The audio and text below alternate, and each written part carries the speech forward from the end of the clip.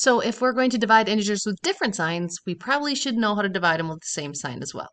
So remember, if we go way back to that chart we did at the beginning of the notes, if they had the same signs, they ended up being a positive number, even when both of them were negative. So it says the quotient of two integers with the same sign is positive. So if you have a positive 15 divided by a positive 5, positive 3. That's old school division. That's what you learned way long time ago. But if you have a negative 64 divided by a negative 8, your answer is also going to be positive. Again, totally related to multiplication, as we see here. 4 times 5 is 20. A negative 4 times a positive 5 is going to be a negative 20. We learned those signs. But when you look right here, if I go backwards, kind of, 20 divided by 4 equals 5. Negative 20 divided by negative 4 equals a positive 5. What we notice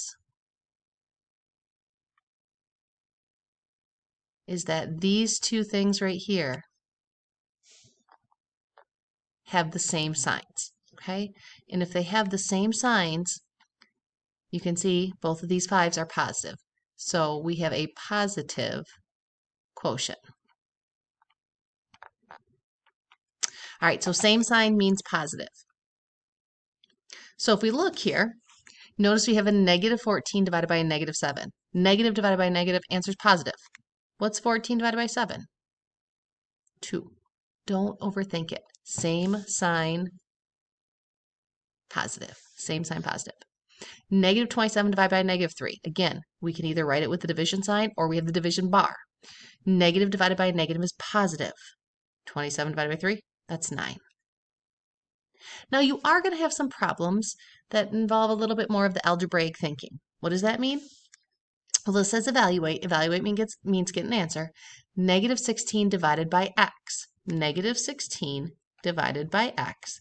If x is a negative 4, that means I'm going to substitute or replace x with a negative 4. So that's going to be negative 16 divided by negative 4. Negative divided by a negative is a positive. 16 divided by 4 is 4. Don't make division harder than it is. We know how to divide. Go ahead and divide those things. What you need to remember is the rules. Same sign, positive. Different signs, negative. And those are the same for multiplication. So you don't have to memorize two sets of rules.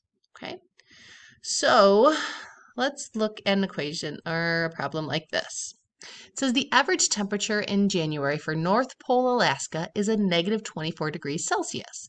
Use the expression 9C plus 160 divided by 5 to find this temperature in degrees Fahrenheit. Round to the nearest degree, then explain its meaning. So we got a lot of things going on here. But what I want you to understand is when you see 9C like this, that means 9 times C, whatever C is. Then we're going to add our 160 and then divide all of it by 5.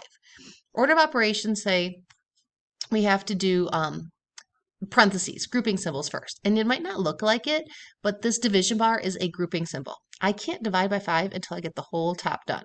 So let's start there. So I am going to take this negative 24 degrees Celsius and I'm going to plug it right here for C. So I am going to have 9 times a negative 24. You don't need that dot there if you just want to put parentheses. Plus 160. And divided by 5. So order of operations, I'm going to multiply first. Positive 9 times a negative 24, I know that's going to be negative. 9 times 24. If you wanted to do that at work off to the side, use a calculator at least for that part, that's fine. But I'll tell you for this, the sake of this, that's 216. Okay, I already figured that out. Plus 160 divided by 5. Now, we have to add a negative 216 to 160. I'm going to remind us of our addition rules. This is why this is different. We don't just say this is automatically negative or automatically positive. For our addition rules, say if they have different signs, you ignore the signs and subtract them.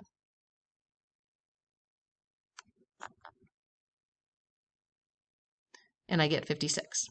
Okay? Now, which one of these is bigger? Which one of these has a greater absolute value or is further away from 0? Okay? See, the rules for adding integers are a little more involved, not necessarily hard, but a little more involved than the rules for multiplying and dividing integers. I know the difference. Okay, I know adding a negative 216, if you go down that far in the number line and then come back 160, you're going to be at a negative 56. Okay, because that's the one we circled, divided by 5. Now, a negative divided by a positive is going to be a negative, and I'll just tell you, I did this on a calculator, 56 divided by 5 is 11.2. Okay, I'm going to change colors here, as I have to come over here, I ran out of room. It did say round to the nearest degree. Okay, well, 0.2, that's really close to 11, so I'm going to say that it's approximately equal to a negative 11. That's a negative 11.2. Explain its meaning. Pay attention to this because you might see something like it on your homework. Well, what does this mean? It means that the average temperature, because that's what we're talking about, the average temperature, sorry guys, as always, my writing leaves a little something to be desired, especially when I'm trying to hurry. The average temperature is 11 degrees Fahrenheit. But wait, Mrs. Messing, it's negative 11. Yes, it's 11 degrees Fahrenheit below zero, because remember, that's what that negative means. 11 below zero. Negative 11 is 11 below zero. Okay, so it's just important that we understand, what's the average temperature? Negative 11. Well, that's 11 degrees below zero. Rules for division. Same as the rules for multiplication. Same sign, automatically positive. Different signs, negative.